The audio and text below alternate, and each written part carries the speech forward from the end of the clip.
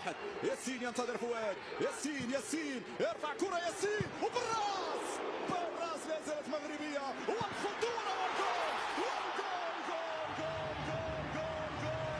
هنا الفرحة الأولى، هنا الضربة الأولى، هنا الكرة الأولى في الشباك الأمريكية. جابها معما جابها والله جابها معما حطها بلمسة الفنانين الكبار. يا سلام على الإبداع، يا سلام على الفنيات، يا سلام على اللمسة بالكعب. أسيس خيالي يا معما. أسيس ولا في الأحلام، أسيس ولا في الأحلام. نعم أسيس روعة من عثمان، روعة من عثمان داخل المنطقة.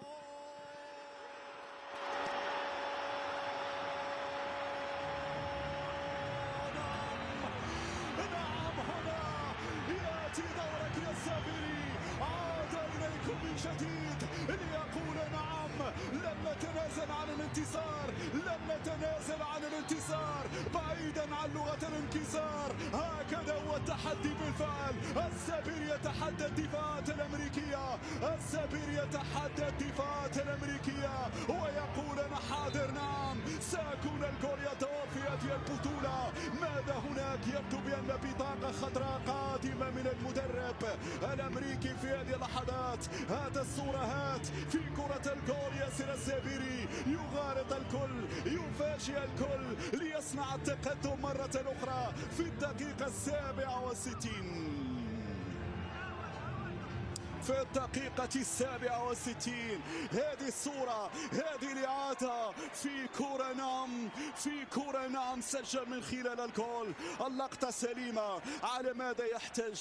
على ماذا يناقش في لقطة نعم كان فيها الأسبقية لياسر السابري؟ هدف صحيح 100% وليس فقط 100%، بل 100%. هدف سليم. ياسر السابري يغالط المدافع هنا بالنيران، النيران الصديقة ساقطة داخل المنطقة.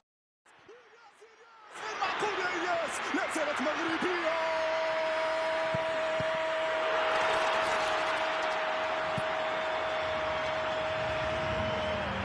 جول هدف يقرب البعيد، هدف يقرب المسافات، هدف يعبد الطريق إلى المربع الذهبي. ياسين جسيم فعلا، ياسين جسيم فعلا. هذا هو التحدي المغربي، هذا هو الإصرار المغربي. لا مستحيل مع المغربي. هكذا التحدي للمغاربة. دخلوا التحدي فكانوا في الموعد. من هنا البداية ومن هنا أصل الرواية في حكاية الجول الثالث. هنا الإصرار يا إلياس. امشي إلياس، يتحدى إلياس، حطها إلياس وجول.